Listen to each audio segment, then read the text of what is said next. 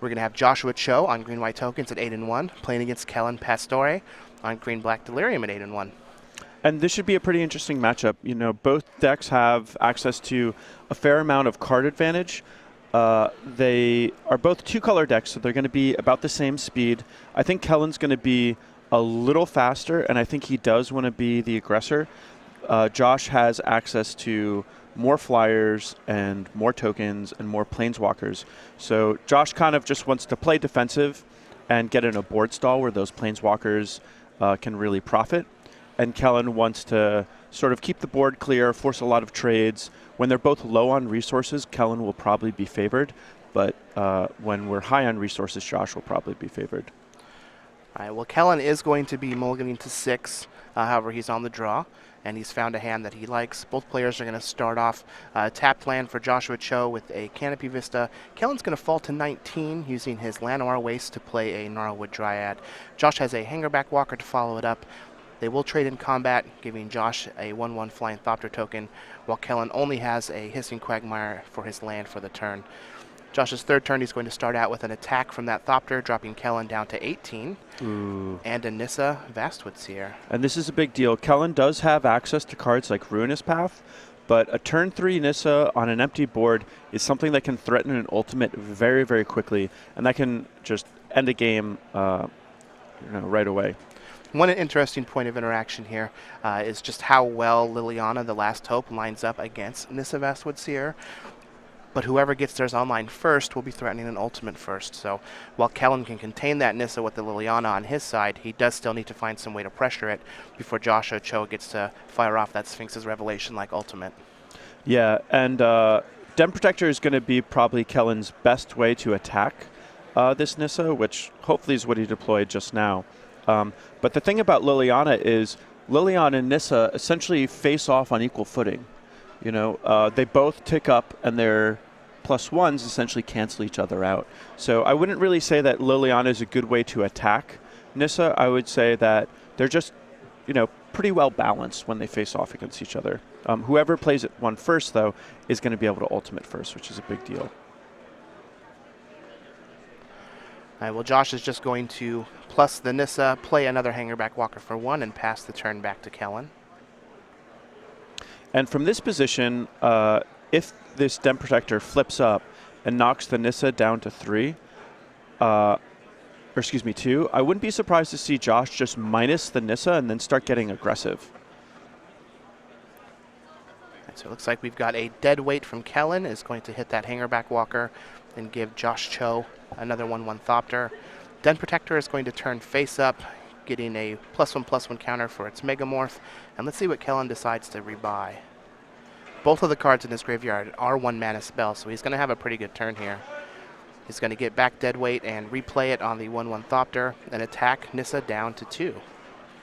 Yeah, and now what I would like to see Josh do is just play some more creatures and then minus a Nissa. It would give Josh the ability to put a lot of pressure on the board. His Nissa's going to die anyway, and getting another 0/1 plant is not really well worth it. On the other side, if Josh has a way to kill this Den Protector, then it's probably worth it for him to keep ticking the Nissa up. So it looks like Josh is going to minus that Nissa. That's going to put a +1/+1 counter on all 3 of his creatures. So both of his plants will become 1/2s, and that Flying Thopter will become a 2/2. It looks like he does not have a 4th land, though, so that's really going to hurt him. This green-white tokens deck really thrives once it gets into that mid-game with a lot of lands to take advantage of. Yeah. But he does have another copy of Nissa Vastwood Seer, so he's going to plus that one, make an 0/1, get into the red zone with his creatures. That's going to knock Kellen all the way down to 11 from the 6 points of damage. And this Nissa now is threatening to... 4 points of damage, right? Yeah, 4 points of damage.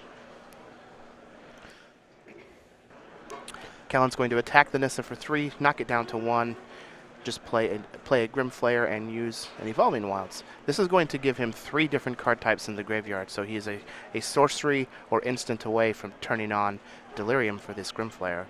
Yeah, and Josh missing land drops is going to be pretty unfortunate. His deck doesn't really get powerful until it starts hitting 4 and 5 mana. The one nice thing that he's doing here, though, is he's setting up a race where Kellen has to attack Josh's Planeswalkers, but Josh is able to just attack Kellen. This is one of those unique angles that this green-white token deck can take. It has a lot of card advantage built in. It's very well suited for playing the long game.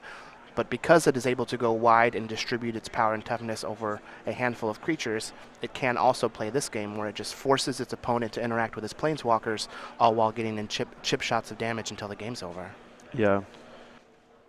That said, the lack of land drops is really hurting Josh. He could also use a card like Dramoka's Command. He has access to 4 Dramoka's Commands and 2 Declaration Stones. If he could just either take care of this Den Protector so it doesn't kill his Planeswalker, or just kill the Grim Flayer so he can push through a lot of damage, he would be in a much better situation. Well, Josh is just going to attack for 2 in the air with that Thopter. That's going to knock Kellen down to 11. Here we have a Ruinous Path from Kellen is going to take out the Sylvan Advocate, and that's going to turn on Delirium. So Kellen now is attacking with a 3/2 Den Protector and a beefed up 4/4 Grimflayer. So it sounds like he's been working out at that Tarmo Gym. Mm-hmm. Tarmo Gym is serious. So I think the most likely thing is that Josh is just going to take all the damage here, lose his Planeswalker, but then have a decent counterattack. If he can find something like a 4th land to play a Gideon and make an emblem, he's going to crack back for a ton of damage. Kellen is now going to be able to look at the top 3 cards of his library, and then he can put any number back on top or into his graveyard. This is really nice for this Green-Black Delirium deck, as he's able to mill cards like Deathmist Raptor that we see there in those 3 cards that he ships. But it also gets him closer to something like Ishkana Graft Widow, which will work out very well here for stabilizing the board and allowing his Den Protector to keep pushing damage, since it has that pseudo-unblockability in this game state. Yeah.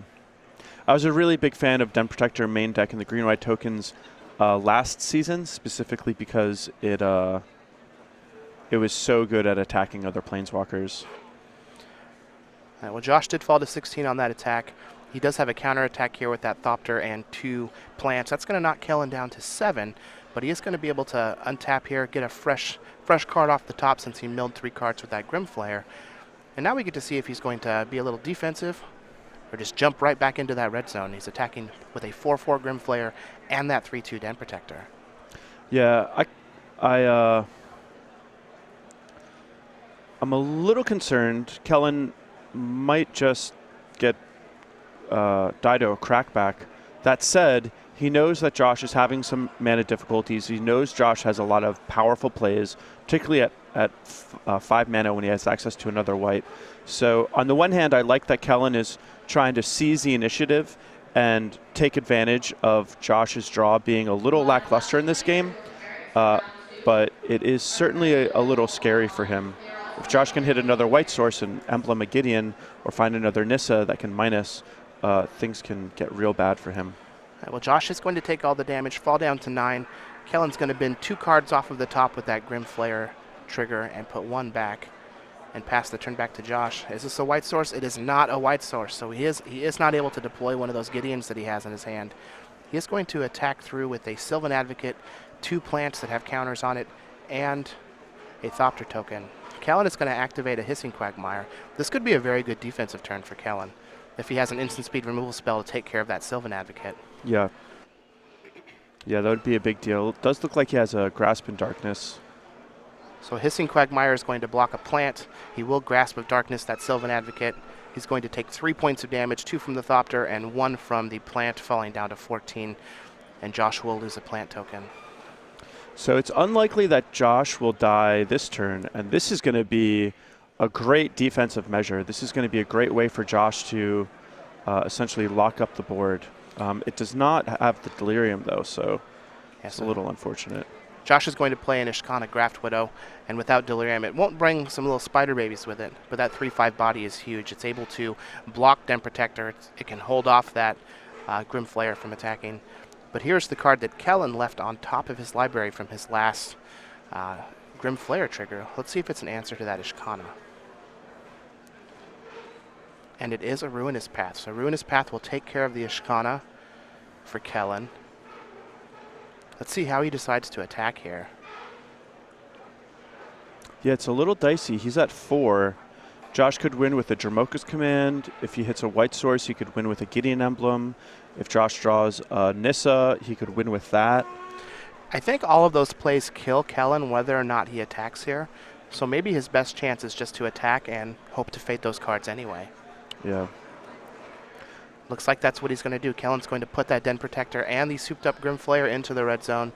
Let's see if Josh wants to chump and soak up some damage here. With Grimflayer having trample, Yeah. it's really not a great card that you want to be chump blocking, since he's going to get that trigger anyways. Yeah, you can always just chump block a trampler later. So if I were Josh, I think I would just take the damage. He's probably trying to think if there's any possibility of like a +2/+2 combat trick, like Tread Upon or something, that this deck might play that would be able to kill him. But I think Josh will probably just take it. Josh is going to take his time here while he makes his decision. Lots of things to weigh on.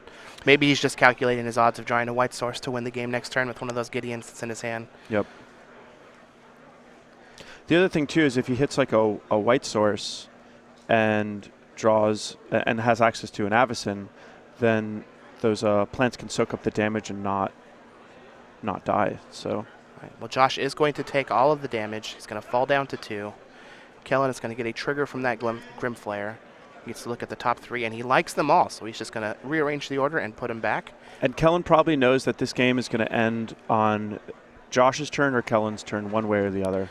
It looks like Josh picked up what appeared to be a forest, so that's not going to get it done. He will be able to attack Kellen down to 1, but that's 1 is not 0, and he will lose on the attack back. So Kellen Pastore is going to fade a white source and pick up the first game here in this match, Green-Black Delirium versus Green-White Tokens. Let's take a look at the player sideboard so we can figure out what exactly they're going to do. So from Kellen's side, we have 2 copies of Kalida's Trader of Get, 3 Aerial Volley, 2 Languish, 1 Ishkana Graft Widow, 1 Den Protector, 2 Duress, and 4 Transgress the Mind. How do you think Kellen's going to sideboard? So the cards that I think Kellen wants to attack Josh's Planeswalkers. So I like the Den Protector, and I also like the discard. Transgress of the Mind, not only can it hit the Planeswalkers, can also hit Avacyn and Ishkana. So the cards that I really like. I don't actually like Languish. I don't think it's actually that great of an answer to the tokens, especially because Kellen has a bunch of creatures on his side of the board that he wants to be able to attack with. Now on Josh's side, we have 3 Aerial Volley, 2 Nissa Vastwood Seer, 2 Den Protector, 2 Evolutionary Leap, 2 Tragic Arrogance, 2 Quarantine Field, and 2 Linvala the Preserver.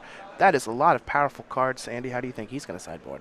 So I think Josh just wants to be able to play good defense. So I think that the Tragic Arrogance, the Quarantine Field, and the Linvala are definitely going to come in. If he feels like he needs more card advantage, he can add Den Protector to his deck.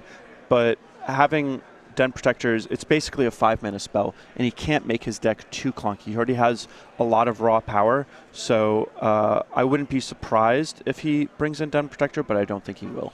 What do you think about Nissa Vastwood Seer just as a way to, help solidify hitting your land drops? Yeah, so when I play this deck, I play 1 Nissa Vastwood Seer in the main with 25 lands, and I like it quite a bit. If he has it in the sideboard, I'm not, I'm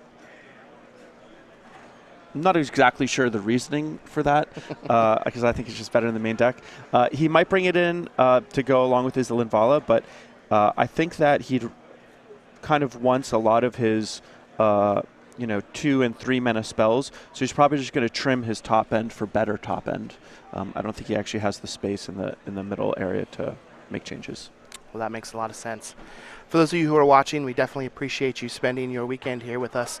And I do want to remind you that coming up later on today, we will be going into our top 8, and all of our Twitch subscribers do get to vote for the quarterfinal match that we will be showing. So make sure you subscribe there to the SCG Live Twitch channel. Exclusive subscriber-only chat, so you will be able to share your opinions during the matches. You also get to decide on the quarterfinals, get a custom emoticon and badge, and it's only $4.99 per month. Twitch.tv/SCG Live. Go ahead and join that feature match area. One thing that's interesting about Josh's build is this Green-White Tokens deck, the mana can be a little bad sometimes. He usually tries to leverage Oath of Nissa to sort of fix that, because it has the 2 Westvale Abbeys, and there's not that many Green-White dual lands. Josh, though, is actually playing Evolving Wilds, and he's playing no Westvale Abbeys. So Josh has probably better mana than any other Green-White Tokens list that I've ever seen. And it kind of sucks to see him get stuck on 1 white mana that game. Yeah, unfortunately, that's just one of Yeah, the that's just the way things Magic that we have to goes, deal yeah. with. He does only have 3 fortified village, Yeah. so the evolving Yeah, but wilds he's got help make up for 4 that. evolving wilds, so.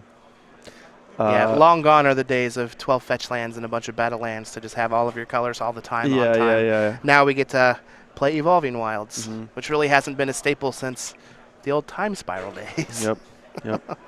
This is a matchup, though, where a flipped Westvale Abbey would be just unbeatable. There's nothing that this green-black Delirium deck could do against a flipped Westvale Abbey. Like, it would have to double Grasp of Darkness. Wow. Which is pretty hard for them to do.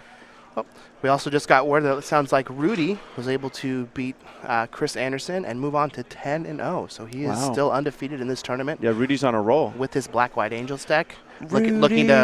Looking to put up some good results and grab some points and try and climb up into that top 32 and get himself a bye. Yeah. That was a quick match, too. That was a quick match. Much quicker than I expected. Yeah, I wonder if the... they both play fairly quickly, though. Yeah, they do play fairly quickly, but that was really fast. I mean, that was 16 minutes to finish a match. Yeah, real fast. I wonder if Granderson just had, like, mana problems or something. He's real good. That's the only way he would lose. Yeah. I'm not biased. I swear. All right. So, heading into Game 2 here, Josh Cho is going to be on the play. He's going to start off by sacrificing his Evolving Wilds to go get a basic Plains. Going to get that out of the way now. Step 1, now we just need 1 more so we can cast all of our spells. Yep. He's got the new full art. I believe those are Battle for Zendikar lands. Either Battle or Original Zendikar. Well, they're definitely not original. They look so similar. I can tell the difference. It's definitely not original. Then it would have to be Battle for Zendikar, yeah? Tweet at me if I'm wrong, but I'm never wrong. All right, well, here's the Sylvan Advocate on turn 2 from Josh. Let's see if Kellen has a way to interact. He is just going to deploy a Grimflayer of his own and pass the turn back. And so that turn, I believe Kellen also had access to a Grasp in Darkness, but Kellen's main goal here is to get some pressure on. So often with aggro decks, it's more important to get your threats online before you start trying to answer things. And I really like Kellen making the decision to play his threat before he plays an answer. Plus, there's still some time before the Sylvan Advocate grows out of range of a Grasp of Darkness. So he's safely able to deploy his threats and save the removal spell. Well, there is a risk.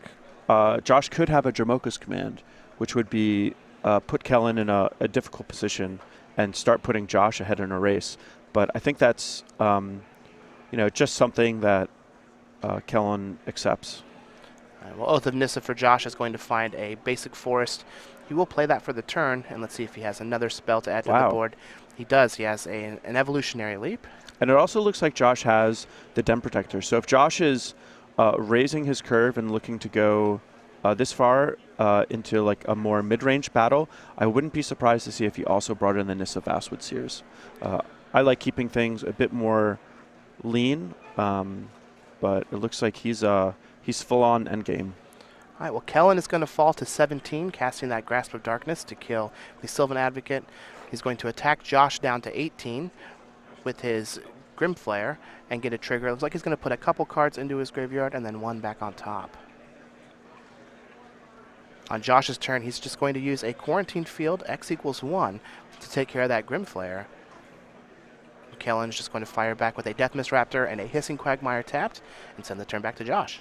And getting rid of that Grimflayer is pretty valuable because not only is it generating a lot of value by filtering Kellen's draws, filling up his graveyard, but also Josh can't just block it and then sacrifice the blocker to Evolutionary Leap because the Trample is just going to run over.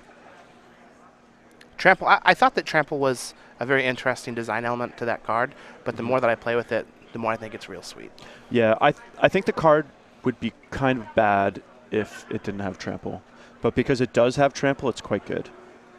All right, so Josh is just going to play another land for his turn and a face-down Den Protector.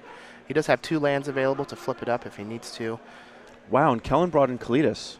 Kellen is just going to play Kalitas for his turn. Let's see if he's going to attack with that Deathmist Raptor. He will. Josh is not going to block, and he's going to fall down to 15 on the attack. So I'm a little interested by this. It seems like both players just decided to sideboard in all of their mid-range elements. Well, on Kellen's end step, Josh is going to turn that Den Protector face up and get back to Sylvan Advocate. He is 1 land away from turning it into a 4/5. So another Quarantine Field here would be great. One of the nice things about Quarantine Field is X can be anything, and in these late game scenarios, which green-white tokens frequently gets in, Quarantine Field can frequently be a 2 or even a 3-for-1, which is quite nice. And exiling a Deathmist Raptor is basically the best way to deal with it, because otherwise it might just come back. And it doesn't look like Kellen has any ways in his deck to actually answer those enchantments. Yeah, these green-black decks almost never have a way to answer the enchantments. Well, there we see Nissa Vastwood Seer out of the sideboard for Josh Cho.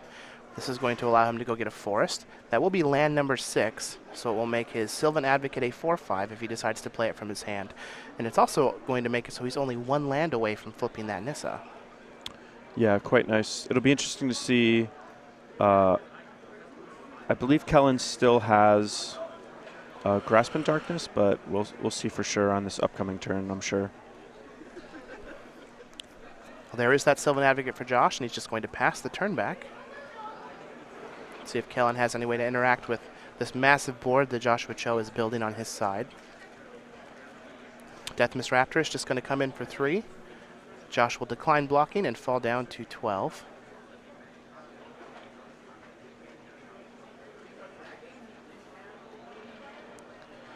A Ruinous Path from Kellen is going to target Nissa Vastwood Seer. Not a moment too soon. Josh is going to sacrifice it to Evolutionary Leap. That will trigger. That will be replaced by Kalidas' ability. Kellen's going to get a zombie, but Josh is going to be able to Get a Den Protector. leap through his deck and find a Den Protector. And it is funny how Evolutionary Leap, it makes you randomize them. Yeah. So with Oath of Nissa, you get to choose. With Evolutionary Leap, it has to be random. So frequently you'll see one player kind of present the little shuffle pile, the cards from the Leap, and the other. I think that's necessary, though, because then you could just have no other creatures in your deck and then stack your entire deck. Yeah. Which would be annoying and time-consuming. Yeah. Kellen is going to use an Evolving Wilds and then just pass the turn back to Josh. They're going to wait for him to finish shuffling, and then Josh is going to take his turn. So it's going to be pretty interesting to see how much work this Kalidas does. That's one question I have when I'm watching this match. Oh, this is a big deal. Well, Quarantine Field for 2 is going to take care of Deathmist Raptor and Kalidas. That's going to clean this board up pretty nicely. And now Josh has this Den Protector that can't be blocked by the zombie and a 4/5 Sylvan Advocate that's going to crash in for 7 points of damage. Yeah, and this is part of the reason why I don't like Kellen bringing in the Kalidas. I don't think he's advantaged in a long mid-range battle, especially if Josh is bringing in all of his mid-range elements. So Kellen can do some shenanigans with like Den Protector, getting some value in Kalidas, but it's not nearly as possible as what Josh can do in the mid and late game. Well, there is a Den Protector for Kellen, and just going to pass the turn back to Josh. Josh will use his Evolving Wilds on Kellen's end step. Go get another Plains.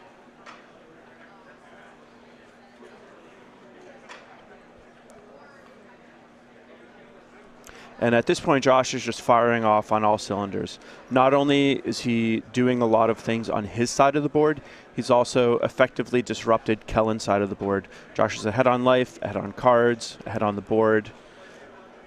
And he's looking to be in great shape. It looks like Josh just picked up a copy of Hangerback Walker, which works very well with Evolutionary Leap. Oh, yeah. Especially with this much mana. All right, he's going to send his creatures into the red zone, both Den Protector and Sylvan Advocate. Kellen is going to unmegamorph his Den Protector. Let's see what he gets back.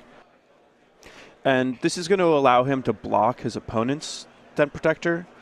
Or if he chooses, he could block the Sylvan Advocate and Grasp in Darkness the Sylvan Advocate before damage, which would be a little risky if Josh has access to something like a Jamoka's Command.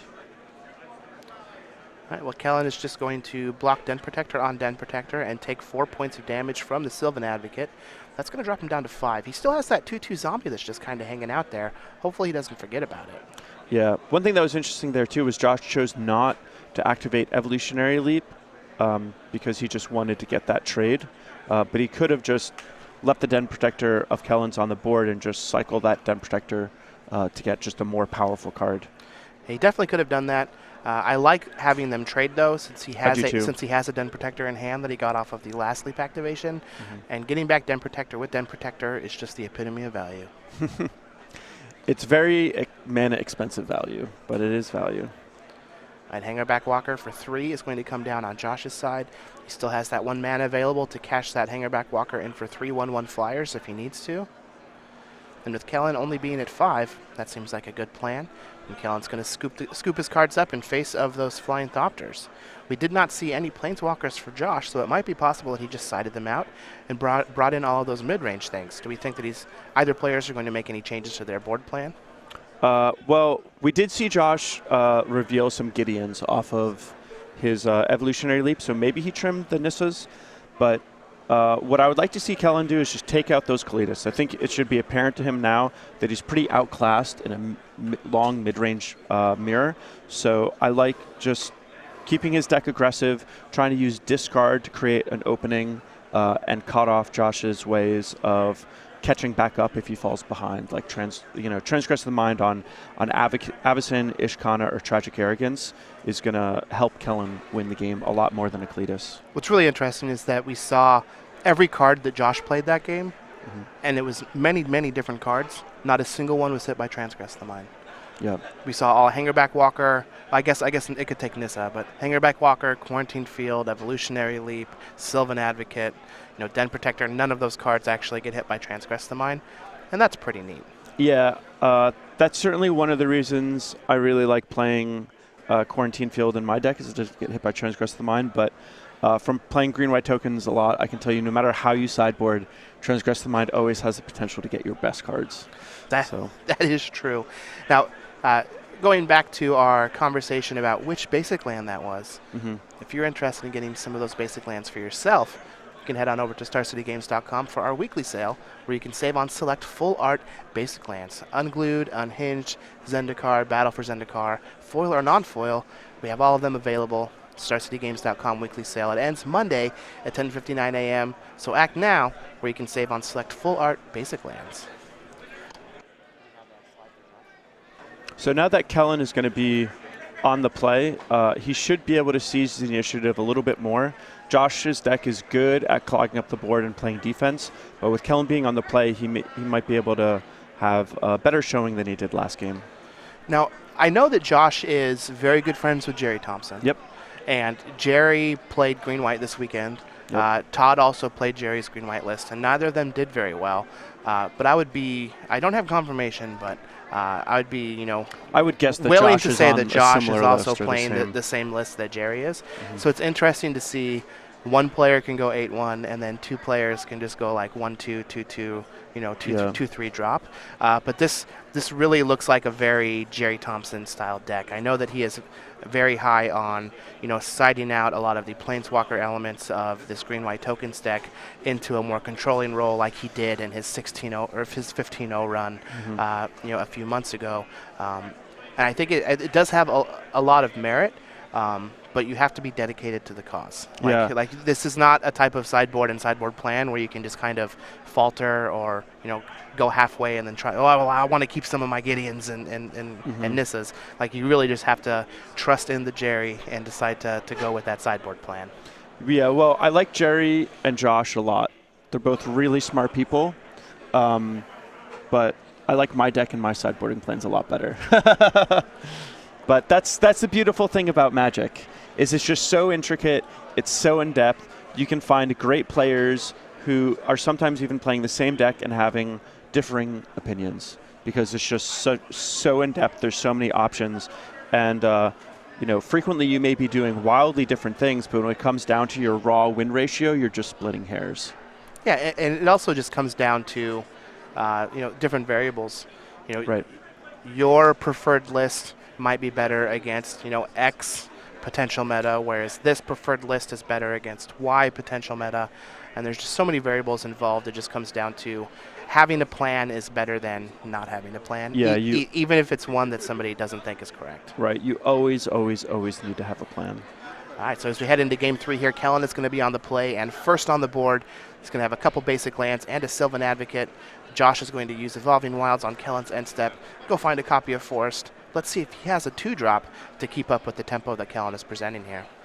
So one of Josh's 2-drops is Evolutionary Leap, and I would really like to see a creature instead. Well, he does have plenty of Sylvan Advocates, Noose Constrictors, and Hangerback Walkers in his deck, so looks like he is going to have a Hangerback for 1 and pass the turn back to Kellen. Sylvan Advocate is going to come in for 2. This would be a really good turn for a Liliana from Kellen. And he does have it, so he's going to be able to use Liliana to take care of Hangerback Walker. That will generate a 1/1 Flying Thopter. They can attack Liliana back for 1, but then they can just tick up the following turn and take care of that Thopter. Yeah, one of Josh's best plays on this turn would have been to simply level up his Hangerback Walker and then Dromoka's Command to +1/+1 fight the Sylvan Advocate, and then he'd have a 3/3 Hangerback Walker. But as it stands, this Liliana is going to give him a lot of problems. Ooh, and he does even have a Dromoka's Command. We might see him use it just to make his Thopter a 2/2 and not die to that Liliana. But even then, from the subsequent turns, he can shrink the power on that Thopter so it doesn't really do much. Yeah. Well, here is a Sylvan Advocate.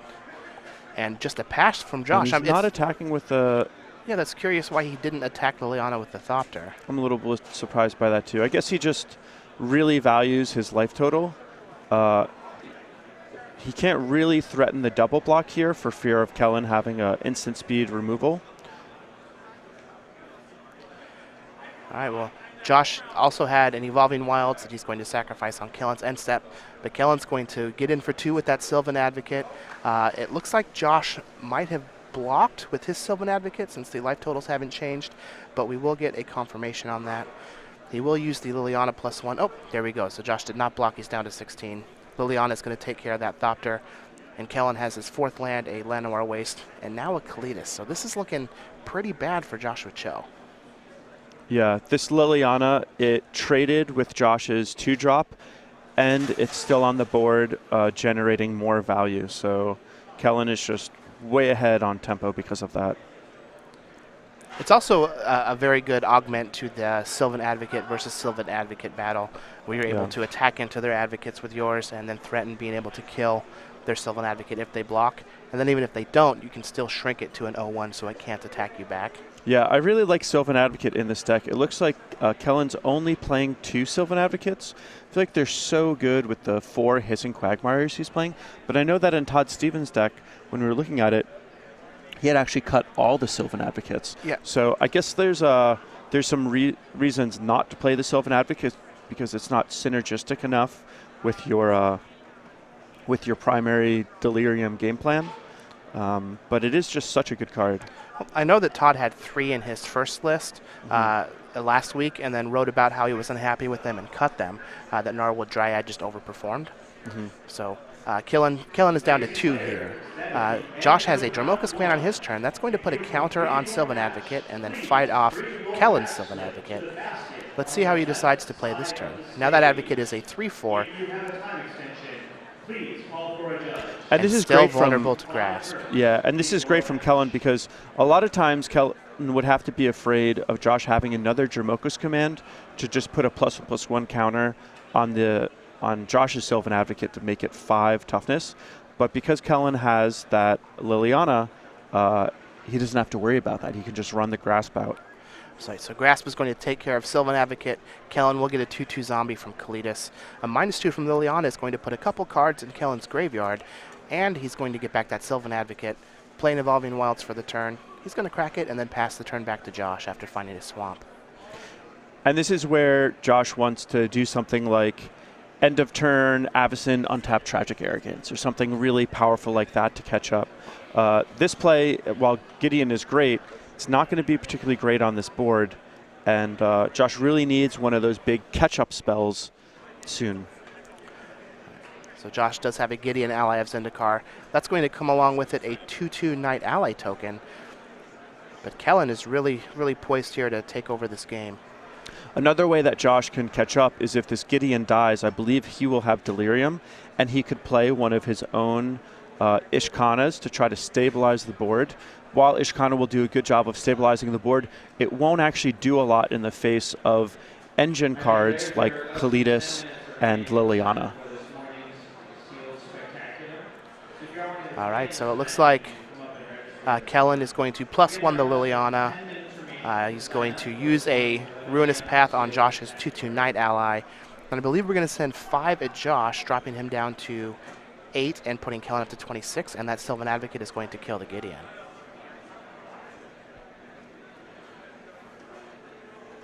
Yeah, and it looks like Josh is having some mana problems yet again. Pretty unfortunate. The Green White tokens and the Bant Company deck are both similar in the sense that the easiest way to lose is to just miss your land drops. I know I've tested versions where I played 26 lands and a main deck Nissa Vastwood Seer to try to make sure that that never happened. For me, I found the place that I like is 25 lands plus 1 Nissa Vastwood Seer, but you know, it's still, no matter how many lands you play, sometimes you just fall behind on your land drops. Yeah, looks like Josh is on 26. He does not have that Nissa in the main. He does have the 2 from the sideboard that we assume that he brought in. But his hand just appears to be glutted with cards like Quarantine Field and Dromoka's Command, which aren't really going to do much when you're in this situation where you're so far behind, just being out-tempoed by the powerful Planeswalker and threats from Kellen. This is one of the reasons that I really liked Sylvan Advocate in this deck is it can turn Nissa's -2 just into a 2-mana 4/5 when you get into the mid to late game. Yep. Which is just such a huge body. Yeah. Quarantine Field for 1 is going to take care of that Kalidas Trader of Get and pass the turn back to Kellen. Kellen has a Duress, and we're going to see Hangerback Walker, Den Protector, and 2 Dromoka's Command.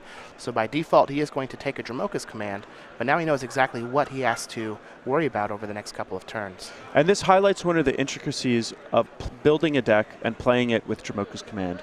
Dromoka's Command really encourages you to have a pretty fair creature density, especially creatures of a reasonable sized body. If you end up having too much stuff that's small and can die easily, your Dromoka's commands end up not doing very much. All right, well, Josh is going to be attacked down to 2. He's going to draw another non-land card, play Hangerback Walker for 1, and pass the turn back to Kellen.